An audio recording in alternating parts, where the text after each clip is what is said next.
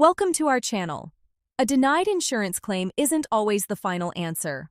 Follow these step-by-step instructions to challenge the denial and potentially get your claim approved. Step 1. Review the denial letter carefully to understand the specific reason your claim was rejected, and note any appeal deadlines, which typically range from 30 to 180 days. Step 2. Reread your insurance policy to verify whether the denied service or damage should be covered based on the policy language and terms. Step 3. Gather additional documentation that supports your claim, including medical records, photos, expert opinions, contractor estimates, or anything that addresses the denial reason. Step 4. File an internal appeal with your insurance company by writing a formal letter explaining why you disagree with the denial and including all supporting documentation. Step 5. Request an external review if your internal appeal is denied. For health insurance, an independent reviewer examines your case and the decision is binding on the insurer.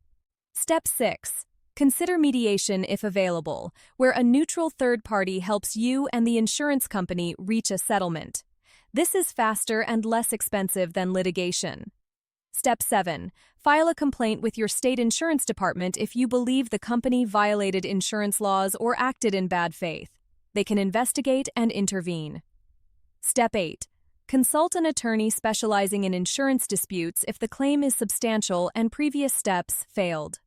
Legal action may be necessary for bad faith denials or major claims. Don't forget to like this video and subscribe to our channel.